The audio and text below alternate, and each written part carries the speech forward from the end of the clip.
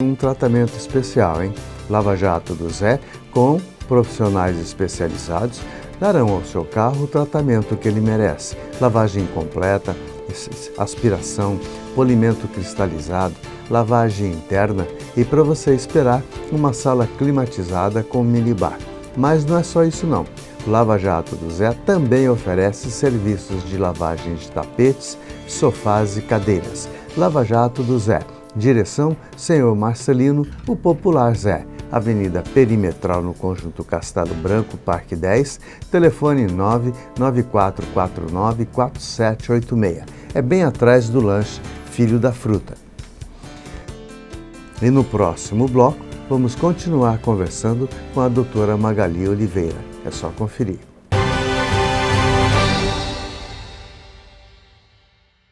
Estamos de volta, hoje direto do Churrasco da Vila, que fica na rua Fortaleza 569 e tem o seu delivery para o almoço e jantar através do telefone 98530-6635.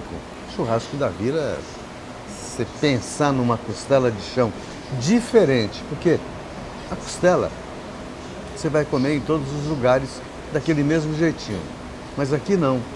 Aqui vem uma costela toda picadinha, onde a gordura aparente desaparece. Nós somos contra a gordura, então a gordura é praticamente eliminada. Mas o sabor, a textura, cara, fica uma coisa muito gostosa. Mas tá bom, então você não quer costela, não quer cupim, você tem outras opções aqui. Você tem a picanha, você tem o contrafilé, você tem uma tábua de legumes na parrilha, que é muito bom e eu mega recomendo. Então, e agora vem aí, aguarde que nós vamos anunciar ainda para vocês o rodízio de costela no fogo de chão. Então, vale muito a pena.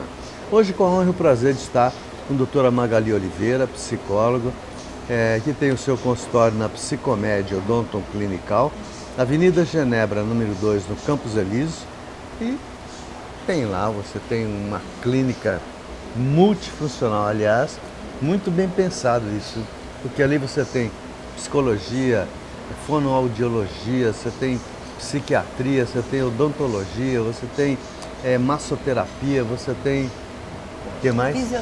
Fisioterapia, nutrição. Então, é uma clínica muito bem montada e muito funcional. Doutora, eu queria então entrar numa coisa que a gente está passando por aí. A situação psicológica dessas pessoas, por exemplo, do pessoal do Rio Grande do Sul, que está perdendo tudo. E a gente observa que já são pessoas idosas, que não tem mais uma expectativa de vida, não tem mais o fôlego para crescer, fazer acontecer, sem falar nas condições energéticas que já não são mais. Como é que fica o psicológico de uma pessoa dessa?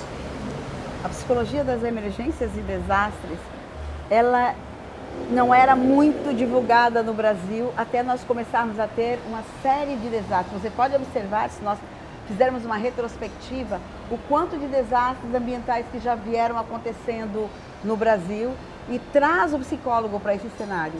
Esse era um cenário que muitas vezes estava a Defesa Civil, estava o padre, estava o pastor, estava o gari para ajudar na limpeza, mas um profissional de saúde mental não tinha nesses lugares. Ele não era uma pessoa que estava ali como alguém que pudesse prestar um serviço à comunidade. Diante de tudo isso, quando começaram a acontecer grandes catástrofes, o psicólogo foi chamado para que ele pudesse prestar um serviço. Então, quando nós falamos da saúde mental e daí nós olhamos a realidade hoje do país, que o Rio Grande do Sul está passando um sofrimento intenso de dias, repetidamente, sem prazo para acabar. Nós não estamos diante de um incêndio que o bombeiro vai lá e fala, olha, o fogo está diminuindo, daqui 3 dias. Não, diminuiu agora o Lagoa dos Patos está aumentando cada vez mais, o Guaíba está diminuindo, daqui a pouco começa ao contrário. E ninguém sabe quando é que isso acaba. Nós temos ali municípios inteiros que foram isolados totalmente. Desolados. E aí, quando nós olhamos para essas pessoas, eu posso te garantir que não existe nenhuma delas que não tenha em algum momento entrado no sofrimento psicológico e emocional. Qual é a diferença entre esse sofrimento e o adoecimento? Muitas pessoas, ou 100% delas, vamos jogar 99% delas, vão entrar nesse sofrimento. Elas perderam casa, elas perderam animais, elas perderam a esperança, elas perderam referência, elas perderam identidade. Aquela casa ali, morou meu pai, morou minha avó, e eu moro nela. Ou aquele bairro ali, minha tia se criou ali, tudo isso se perdeu. Quando não olha na casa, ela não existe mais, né? Exato, tem casa que nem existe mais, acabou, caiu. Então, essas pessoas, elas entram nesse sofrimento. Mas o adoecimento não são todos. Vamos lá, a maioria dessas pessoas, 80% delas, com o tempo, elas vão voltando a uma condição normal do que se refere à saúde mental. Elas vão ter preocupações, elas vão ter nível de estresse, elas vão ter que buscar um recomeço, mas o adoecimento psicológico elas não vão ter.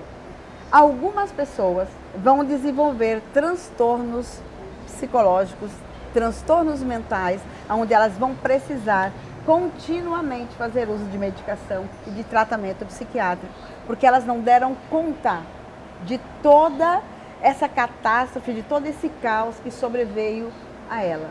Então, essas pessoas necessariamente vão precisar de um acompanhamento sistematizado. Doutora, e na criança? Como é que é sinalizado isso? Isso vai ficar marcado? Isso vai ser uma lembrança eterna que a criança vai ter? Ou é automático? Ele vai se desligar em determinada época e o mundo é outro? Não, não vai se desligar.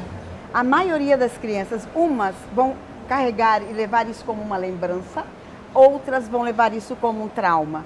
Por isso que é importante a função do psicólogo, porque nesse momento, eu não sei se vocês observaram, mas eu estava rapidamente vendo uma reportagem e passou uma criança que a psicóloga pediu que ela fizesse um desenho. Ela fez um desenho de um rio e ela fez um desenho de crianças brincando ali dentro da água. Né? Então, ou seja, ela traz a representação do problema do jeito dela. Como é que a gente cuida de criança? A gente cuida de criança brincando com ela. É na conversa e no diálogo com os brinquedos que ela vai contar o que ela está sentindo. Então essas crianças, para que não virem um trauma, elas vão precisar ser cuidadas, elas vão precisar ser tratadas adequadamente como criança. Brincando, conversando, ouvindo. Porque a criança não é como eu e você, que sentamos e desenvolvemos um diálogo, porque nossas funções cognitivas já são maduras. A criança ainda não, a dela não está completa, então ela vai falando por partes, ela vai falando de acordo com a necessidade que é apresentada, mas que ela vai lembrar, vai. Dificilmente uma criança que passa por essa necessidade esquece totalmente, a não ser que ela tenha sofrido um trauma muito grande, como teve uma criança que perdeu pai, perdeu mãe, perdeu todo mundo, e talvez essa criança, para acessar essas lembranças, trará muito sofrimento quando for adulto e vai precisar de estar em sessão de terapia. O que é muito comum aí nesses países aí do Líbano, nessas guerras doidas aí, onde a criança fica sozinha no mundo com 9, 10 anos de idade, sem ter para onde ir e ainda sujeito também a morrer, que também é o caso. Agora, eu vi essas cenas e nada contra, eu não sou contra os animais. Mas a gente observou um grande trabalho das autoridades no salvamento dos animais, enquanto que ainda existia muitos seres humanos para serem resgatados. O que uma cabeça pensa numa hora dessa? Eu não sei afirmar para você categoricamente, né? Na verdade, eu gostaria muito de estar lá no Rio Grande do Sul. Eu sou especialista em emergências e desastres, já atuei em várias emergências e desastres aqui no Brasil, inclusive. Nesse momento estou sem condições de ir para lá.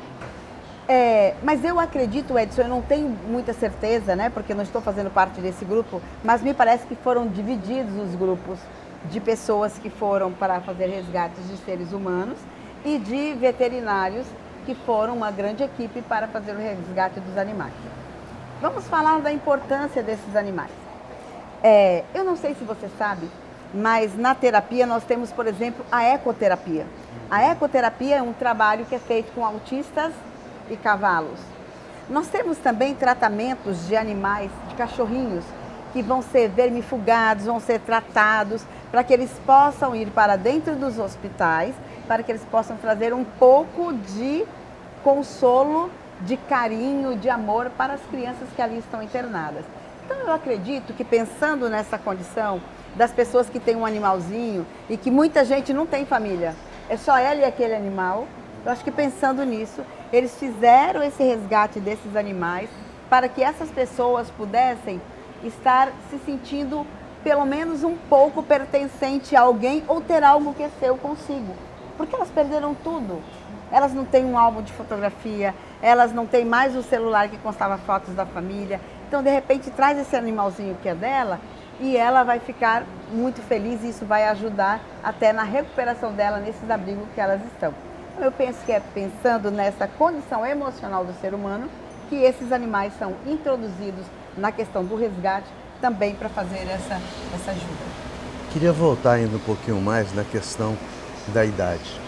Por exemplo, um idoso ou uma idosa, que são larga, a gente observou, na maioria deles são lavradores que vivem da roça, por sinal, Rio Grande do Sul era, não sei se ainda vai continuar sendo, o maior produtor de arroz do Brasil. Então, ele não pode, psicologicamente eles não estão sujeitos a fazer uma doença mental. Estão sujeitos a um sofrimento muito grande e até um adoecimento.